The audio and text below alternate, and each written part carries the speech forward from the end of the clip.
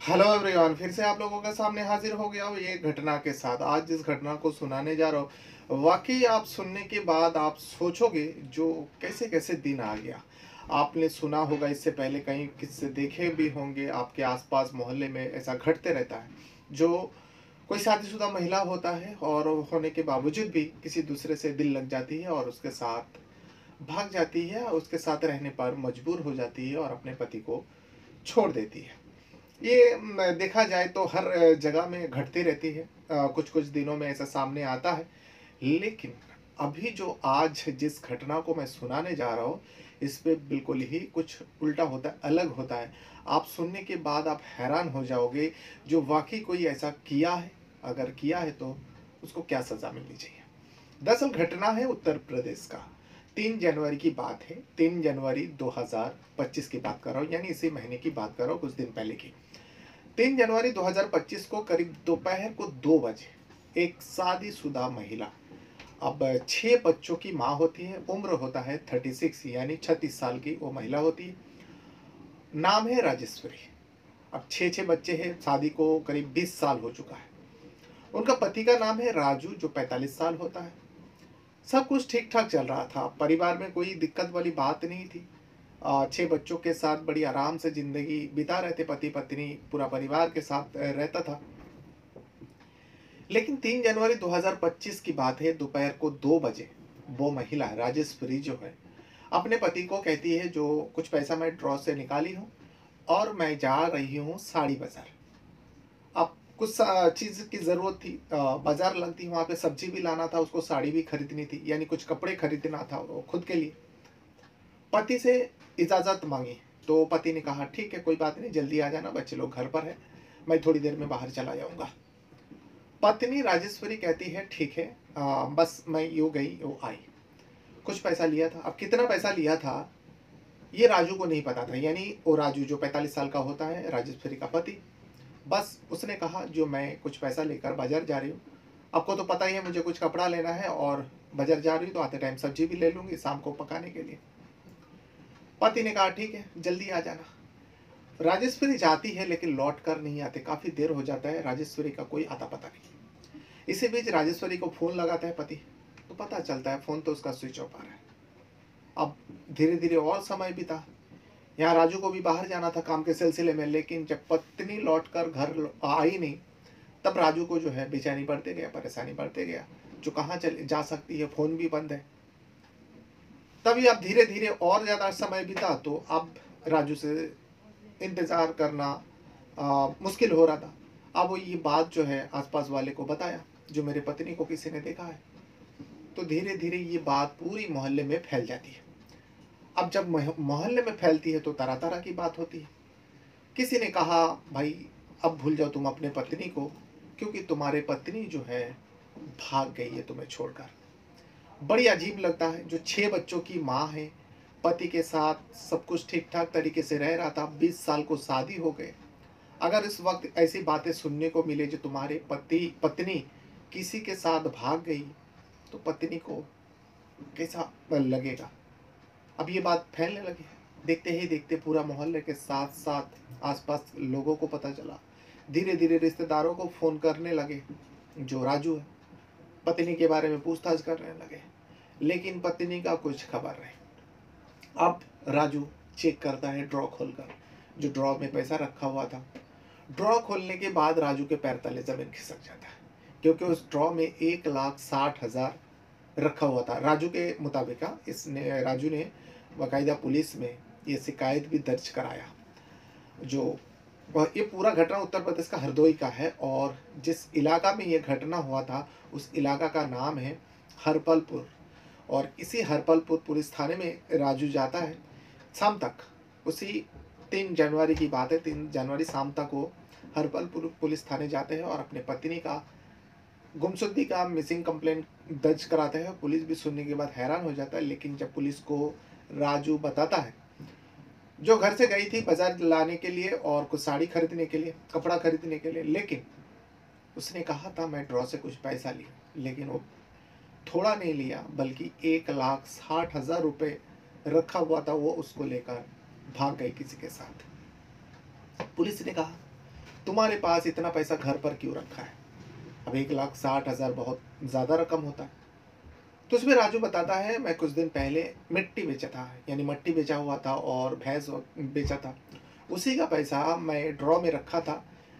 मेरा कोई आगे आगे काम करना था, इसीलिए पैसा को बैंक में नहीं रखा, जो अपने पास ही रखा। तो कुछ काम का शुरुआत करना था, इसी वजह से घर पर ही रखा था और मेरी पत्नी को पता थी। लेकिन वो मेरी पत्नी जो है राजश्री, पूरे पैसे को लेकर भाग गई। अच्छा, पूरा पैसे को लेकर भाग गया, पुलिस भी सुन के हैरान। फिलहाल तो पुलिस मिसिंग कंप्लेंट दर्ज करा लेता है।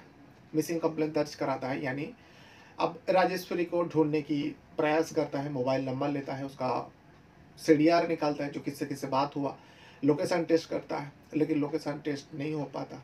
सीडीआर निकालता है और राजू से जो हरपल पुलिस कर्मी है, जहाँ पर शिकायत दर्ज करने गया था, उन लोगों ने, पुलिसकर्मी ने पूछा, जो तुम्हें किसी के ऊपर शक है? तो राजू बगैर सोचे समझे एक व्यक्ति का नाम बताता है। वो व्यक्ति होता है नन्हे पंडित। अब नन्हे पंडित कौन है? जब सारे हम बताता है, नन्हे पंडित का एड्रेस भी बताता है, जो नन्हे पंडित कहाँ का रहने वाला है।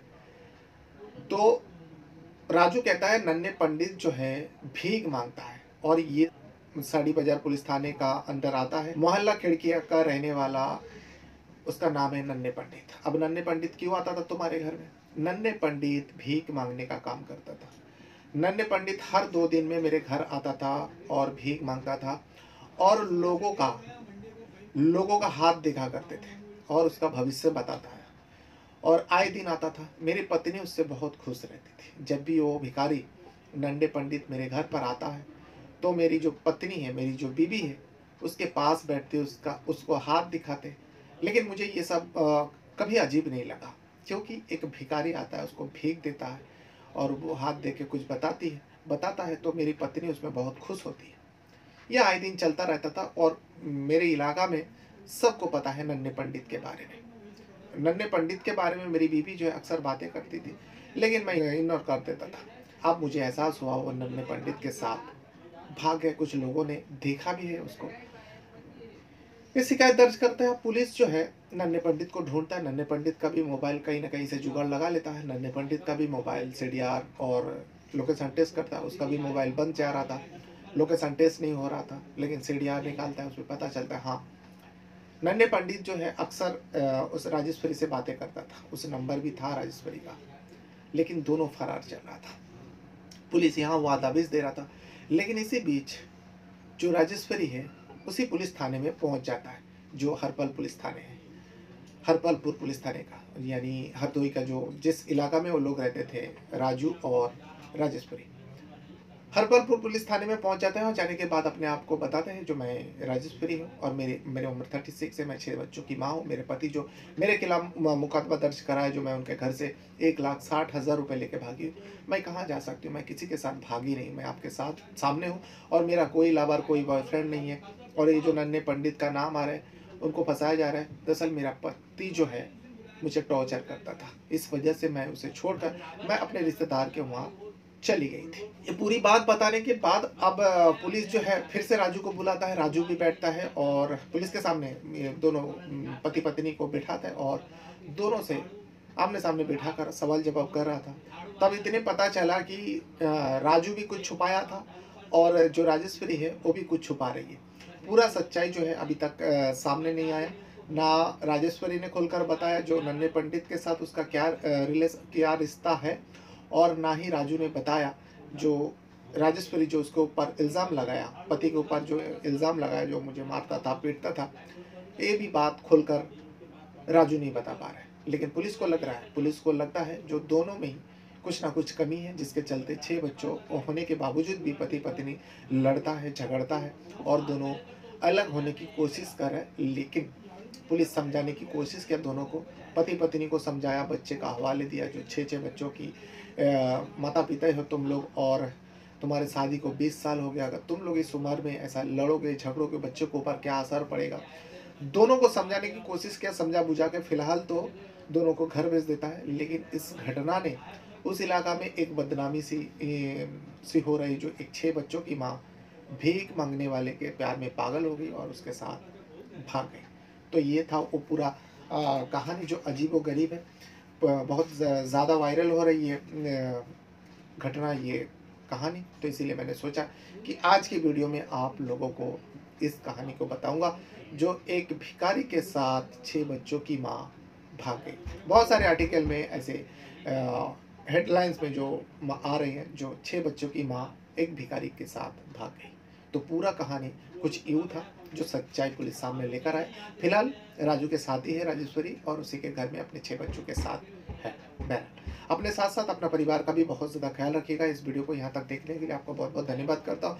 कुछ कहना है, कुछ बताना है तो वीडियो के कमेंट बॉक्स में आप अपना राय ज़रूर दीजिएगा। और हाँ, वीडियो आप कहाँ से देखते हो उसके बारे में भी अगर आप लिखेंगे तो हमें अच्छा लगेगा। Thank you very much.